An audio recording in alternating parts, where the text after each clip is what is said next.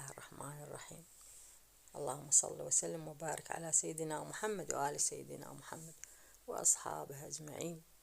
اليوم تجربتي مع المطعم اليمني، نريد نجرب الأكل اليمني. هذا المنيو مالتهم، أكلات كلش حلوة، الأكلات اليمنية أول مرة أشوفه، كنت دائما أعبر عليه أحسب إنه مطعم ألماني، اليوم انتبهت إنه مطعم يمني. ما شاء الله أكلهم كلش طيب، جربناه كلش طيب.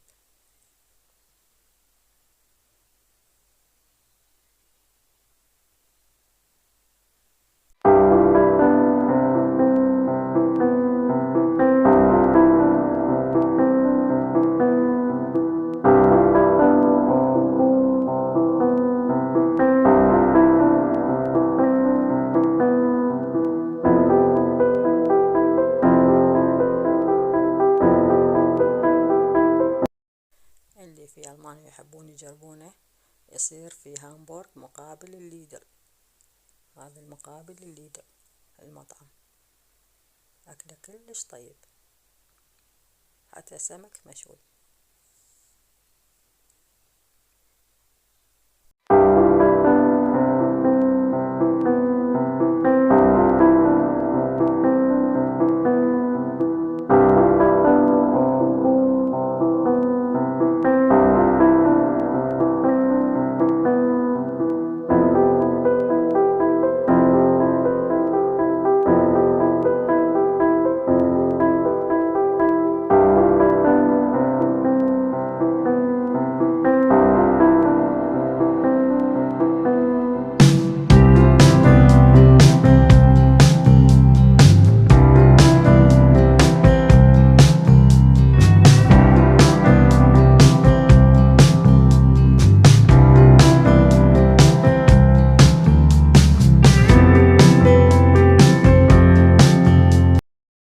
هنا وصل الأكل، هذا الزرياب باللحم كان طلبي، هذا حمص وطحينة، وهاي تبولة، هذا خبز ما شاء الله كنا خبزنا العراقي، هذا مندي دجاج،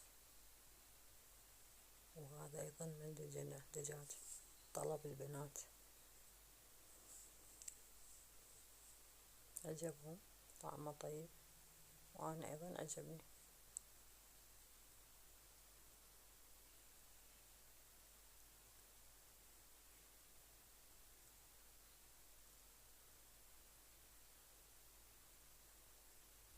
يسلمكم العافية إن شاء الله.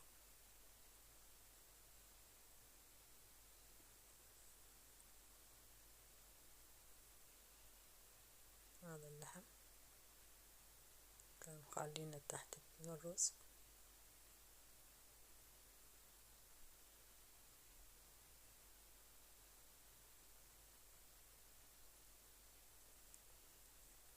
هذا العصير فريش مانجا،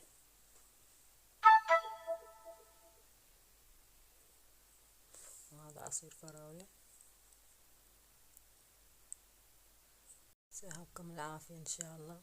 لا تنسونا من اللايك والإكسبلور وتفعيل زر الجرس والاشتراك في القناة. شكرا لمتابعيني.